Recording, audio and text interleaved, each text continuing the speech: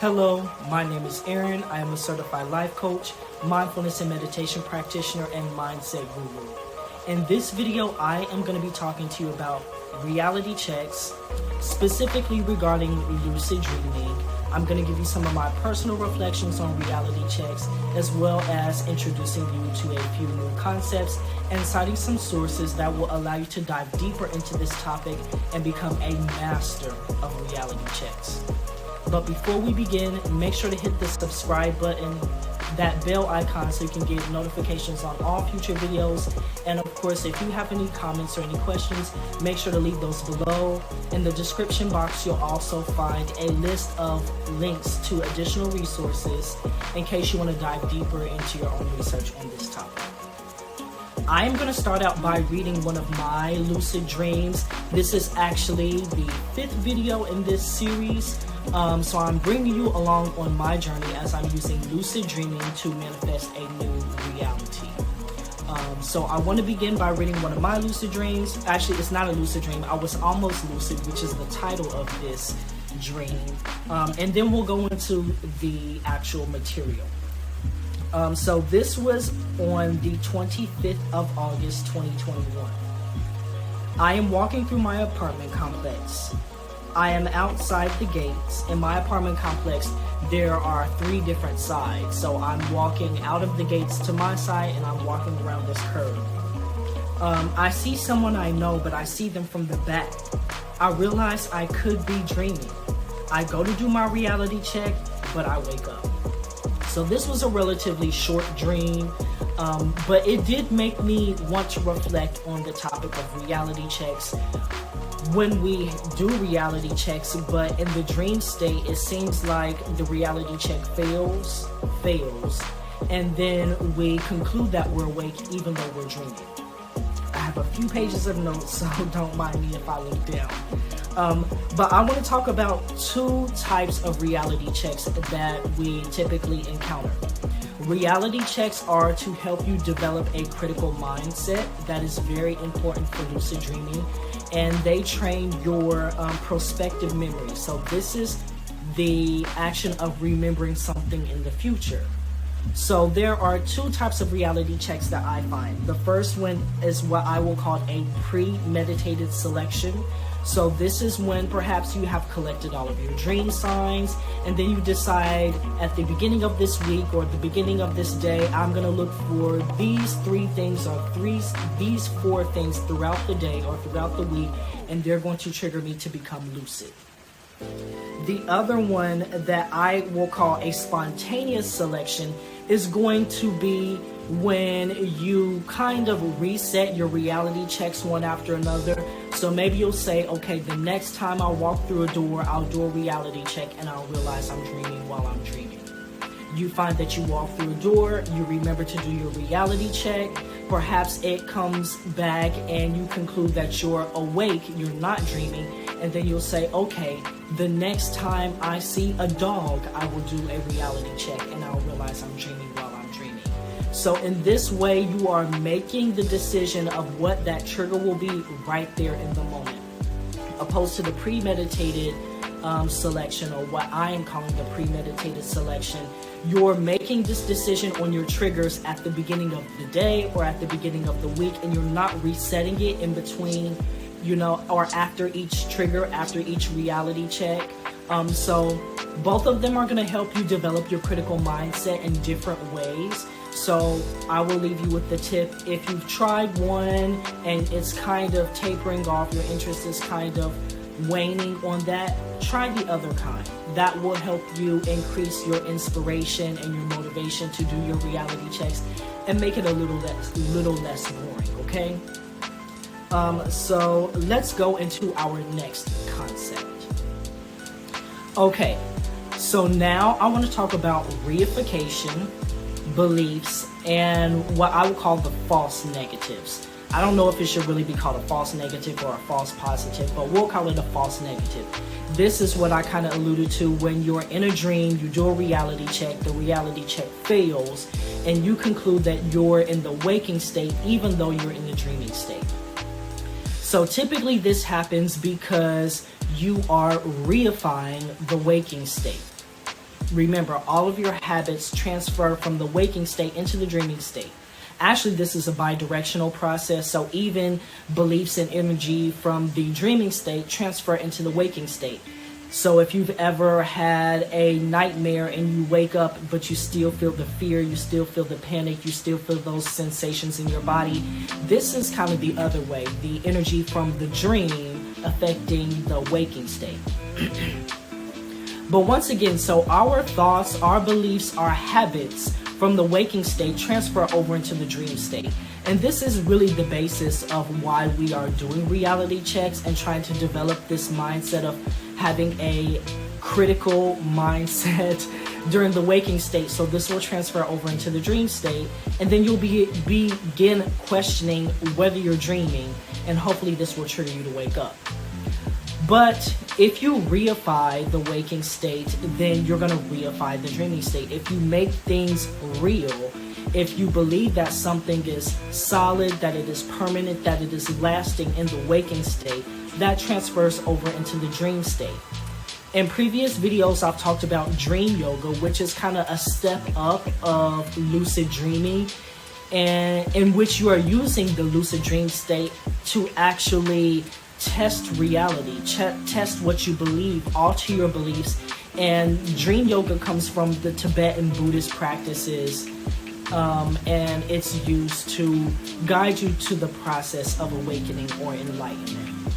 Okay, so there is a practice in dream yoga where you will walk through walls, but many times people try to walk through walls in the dream state, and they find that even though they're lucid and they know that the dream is a dream, they'll try to walk through a wall and they'll still hit the wall, and it will feel solid, it will feel permanent, it will feel real, even though really you know that once again you're lucid. So you have this belief, you have this thought that it should not be real, but still you're interacting with it as if it is real.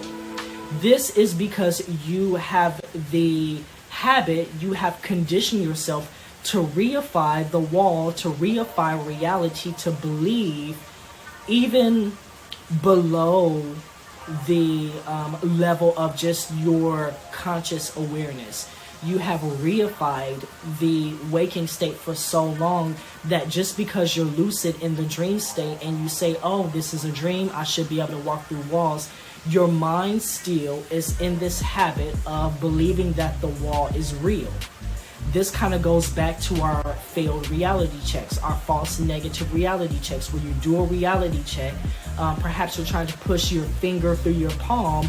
The finger doesn't go through the palm because you still have this belief that your dream body is like your physical body. And this is an unconscious belief way deep down in what we will call the storehouse consciousness, which I will talk about as well. But hopefully that concept is clear. But let's talk a little bit about the storehouse consciousness and the different levels of consciousness to dive a little bit deeper. Okay, so let's talk about the different levels of consciousness. And the information that I'm bringing you comes once again from the Tibetan Buddhist background or the Yogacara background. And I am actually going to be reading a little bit from B. Alan Wallace's book, Dreaming Yourself Awake. Once again, a link to this book will be down in the description box in case you want to check that out. So once again, I have my notes here, so don't mind if I look down. So in the Buddhist background, there are different levels of consciousness, and we can compare this with the Western psychological aspect of consciousness and unconsciousness and the psyche. This is still everything in the Western concept of the psyche, consciousness, and unconsciousness is in the upper level of consciousness from the Buddhist background. Okay, there's also below that what we would call the substrate consciousness, and then below that there's primordial consciousness. In this video, I'm going to be explaining substrate consciousness because it really relates to what we're talking about, and I think that you will find the information interesting. So the Sanskrit word for this is alaya vijnana, and this is the, once again, substrate consciousness. Alaya is going to be the space of the mind when it's completely emptied out, and then the vijnana is going to be the consciousness. So alaya, like the base consciousness. Sometimes this is called the storehouse consciousness. So alaya is the actual space, and the alaya vijnana is the consciousness that's in this space. So this the substrate consciousness or the storehouse consciousness. So let's relate this to dreaming and lucid dreaming. Many people, or perhaps you, have had the experience of being lucid in a dream. And then you find that perhaps you close your eyes, or you go through a door, or something happens and the dreamscape disappears. So you no longer have these external phenomena. You no longer are seeing, hearing, tasting, touching, smelling. You really don't even have a body. It's just this sheer vacuity. This is what we are referring to as the alaya, this space. Many times you can come in contact with this space through the lucid dream, okay? So this is more like a lucid dreamless sleep state. So you're still asleep, there's no dream, and you are lucid. So you're aware of the alaya, and the awareness that is aware of the alaya is the alaya vijnana, okay? So we can kind of relate to this because, remember, we're talking about reality checks and how we can dive deeper into those reality checks. From the Tibetan, from the Buddhist contemplative practices, all phenomena arise and disappear from this alaya, this substrate consciousness or this storehouse consciousness. So think about even the reverse. When you are falling asleep, you go from the waking state to the dreaming state, and you notice that all of the phenomena, so anything you can see, hear, taste, touch, smell, your perceptions, even your subjective impulses, they all fold in and collapse into this alaya. And then from the alaya, you will fall asleep, and then from the alaya, you will have new phenomena that emerge, and these are the dream phenomena. But it's important to note that whether they are waking phenomena or whether they are dreaming phenomena, from the Tibetan background, all of the phenomena arise and disappear. They unfold back into the alaya, okay? Let me make sure I have everything. So also within the storehouse consciousness are going to be your karmic traces, your tendencies, your habits. So once again, this relates back to us having those false negative reality checks where you know something, you know that you're in the dream, you're lucid, but you still have this tendency to reify the dream body or the phenomena or your surroundings. Hopefully that makes sense. Okay, so let me read a little bit from Dreaming Yourself Awake by B. Alan Wallace. And if you have the edition that I have, we're on page 70. And it says the substrate consciousness, which is the alaya vijnana. Dream yoga seeks to go beyond the psyche, eventually to primordial consciousness, which, when fully realized, is synonymous with the ultimate goal of Buddhism itself, enlightenment. Before one arrives there, however, we encounter a state of consciousness more subtle than the psyche, though not as transcendent as primordial consciousness. This second mental field, the substrate consciousness, or from Sanskrit, alaya vijnana, is different from the subconscious of Freud and the collective consciousness of Jung. It is prior to and more fundamental than the subconscious, a subconscious. As such, it is considered to be the source of the entire psyche, including what we Westerners call the subconscious. Therefore, there is some overlap between the psyche and the substrate consciousness, although the latter concept presents a deeper and more detailed picture of what Western psychologists call the unconscious. This is why lucid dreamers may benefit from the theory and practice of dream yoga. Let me see. What do I want to tell you next? it could be said that it is not the individual that reincarnates. It's talking about reincarnation, but successive expressions of the individual continuum. This mental stream, talking about the alaya vijnana, begins to become configured at conception and is then modified by thinking, emotions, behavior, and experiences of the individual being throughout one's life. Roughly speaking, these behaviors are stored in the substrate consciousness as karmic imprints that condition the life of the individual as well as future incarnations. So this is... okay. Read one more section and then I'll give you some reflections. The relevance of the substrate consciousness for dream yoga is its power over our understanding. As the source of all ordinary mental phenomena, ignorance of its operation prevents us from seeing how we stand in our own way, blocking our own progress in our quest for wisdom, virtue, and happiness. Penetration of the substrate consciousness reveals the inner terrain that must be transformed in the process of spiritual maturation. Our fears, misconceptions, memories, latent tendencies, and so forth are all stored in the substrate consciousness. When phobias, neuroses, delusions, and misinterpretations arise, they emanate from this same source, okay?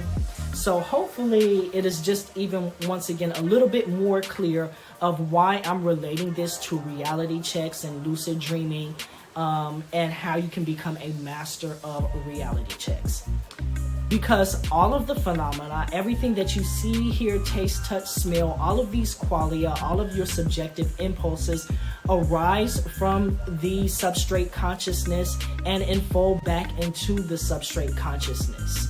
And it doesn't matter if these are from the waking state or if they are from the dreaming state. And you can think about this as when you fall asleep, your sense of self, your sense of your environment, your senses, everything that is taken in through your senses collapses into this space, into this alaya. And then when you dream, there are more phenomena that emerge from this alaya. And the same thing that happens if you've ever had this experience of being in a lucid dream and then you see that the dream disappears. The phenomena in the dream collapse back into the alaya. You're aware through the alaya vijnana, the consciousness of the alaya, and then perhaps you've even had the experience of watching a dream manifest from this alaya, from this void, from this vacuity, and you'll see that once again all of the phenomena arise from this alaya, arise from the substrate consciousness. And if you even maintain lucidity, maintain awareness for a little bit longer, you'll see that you'll wake up, you notice the process of waking up, and you notice once again that the daytime phenomena emerge from this alaya. Hopefully that's clear. Okay, so let me read just a little bit more from the same book. And I just want to make sure that the entire concept is concrete, especially when we're talking about the daytime phenomena. Perhaps you're wondering, how can the daytime phenomena be illusory? How can they be just like the nighttime phenomena as not being real, not being permanent, not being solid, not being lasting? So let me read. I'm on page 88.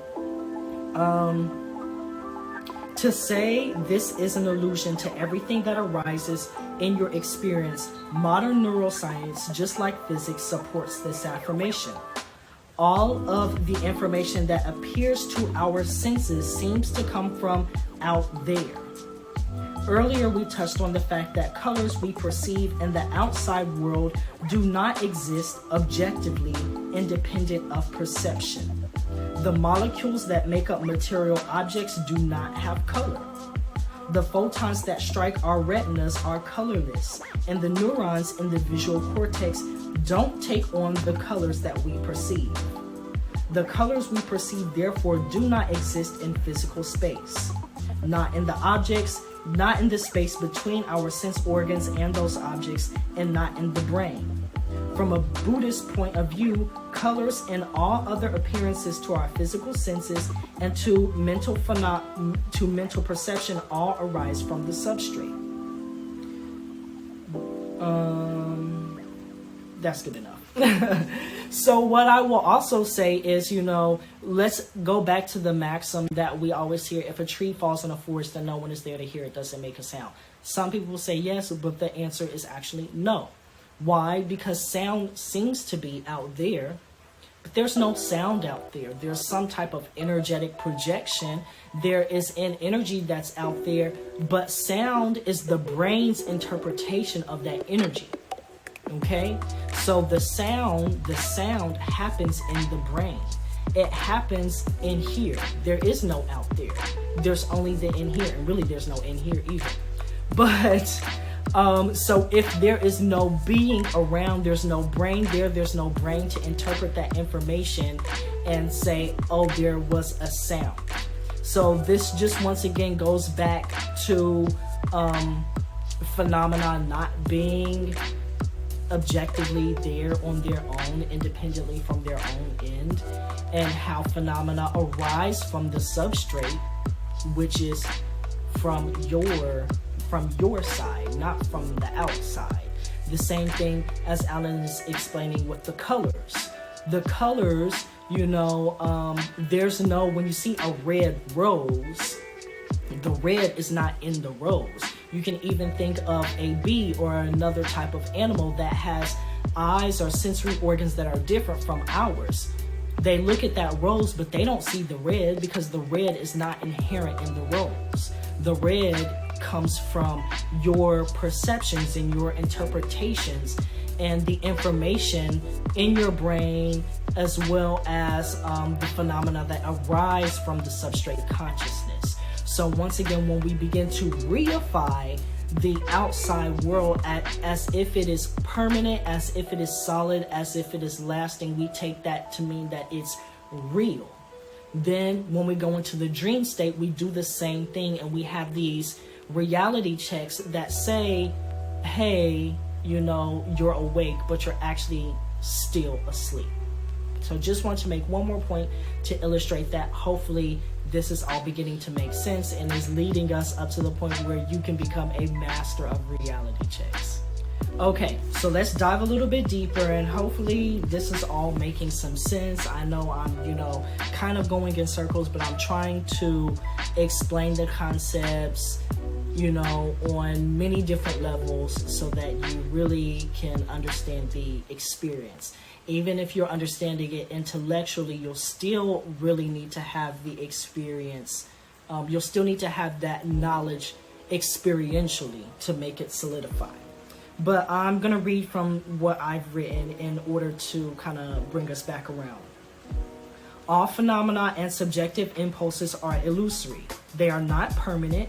If we take real to mean permanent, solid, or lasting, none of the phenomena are real inherently. They are real because they only seem to be real. If you condition yourself to view these phenomena as solid, permanent, or lasting, you reify or make real via this belief. This transfers bidirectionally to and from the dream state and the waking state. When you do a reality check and it fails, you believe you're aware because things seem solid or real in the dream state. This isn't entirely true. This conditioning rises in the dream. It rises because that's what you've always done in the waking state. You have a failed reality check, conclude that you're awake, but you're actually dreaming. You believe the phenomena are inherently real. This isn't true in the dream state or the waking state. So let me read just a little bit more from this book. So Alan is talking about, once again, the daytime practices of dream yoga and illusory form, which really talk about how to view the waking reality as illusory. Not meaning that it didn't happen, but meaning that it's not as real as you think it is. The phenomena are very fleeting. They are not permanent. They are not solid. They are not lasting, okay? So he's talking about this. He says, this practice, meaning illusory form, points directly to the key difference between the daytime practices of lucid dreaming and those of dream yoga. If in daytime you complete a dozen state checks and 10 times in a row your digital clock, he's talking about using the state check or the reality check of looking at a digital clock, looking away and looking back to see if the time has changed or the text has changed or anything like that. You'll know that if you've done this in the dream state, things will appear very weird. You may not be able to read, things may have completely changed, and that clues you into that you're dreaming. And 10 times in a row, your digital clock gives you the same answer when you glance away and look back. In terms of lucid dreaming, you can be 99% sure that you are not dreaming. And yet Padmasambhava, he's talking about a figure from the Buddhist background who brought these practices from his culture into India, I believe. And I think that his culture where he's from would be current day like Pakistan. And yet Padmasambhava suggests that even so you are sure you are awake, you should tell yourself you are dreaming. Padmasambhava is not inviting us to practice a self-induced illusion. He is asking us to pull the rug from under our habitual perspective on what we are experiencing. He is reframing what it means to be awake and making this the focus of the daytime practice. So really quickly, he's doing this because, once again, he realizes and he's trying to illustrate that all of the phenomena, even in the daytime state, are fleeting. They are not lasting. They emerge from the substrate and they go back into the substrate. In that, they are not real. So when you think that you're awake and the awake state is the real state, you're delusional. You know, this is not true. He's asking you not to reify this. So once again, when you do your reality checks, a way of becoming a master of doing your reality check, even if the reality check tells you that you're not dreaming in that sense, you should still realize that in some sense you are dreaming, because you're not operating from a place of where things are actually real. You know, all of the phenomena, even down to the phenomena of how you view yourself, are fleeting. They're not permanent. They're not lasting. Think about yesterday. It seems so real, but you can't touch it anymore. You can't be there anymore. And think about today from the perspective of tomorrow. You'll find the same answer. Illusory. Okay, so finally, to sum all this up on how you can become a master of reality checks. Simply put, view all waking phenomena as illusory. Even if they seem solid, even if they seem permanent, even if they seem lasting, know that they're not. So I gave you just a few moments ago the analogy of thinking about yesterday. Yesterday, all of the phenomena that were there, you ate food, you talked to people, you had different encounters, you sat on chairs, you heard the birds sing, everything that you take as meaning real, as being real, and that you're awake. Well, if you look at those from the perspective of today, they have all come and gone. They weren't that real because it's the same thing as in the dream. You're in the dream and everything seems so real, as so permanent, as so lasting, but you wake up and it's gone. The same thing happens in the daytime. You can think of today from the perspective of tomorrow. Right now, the chair that you're sitting on seems so real, so permanent, so lasting.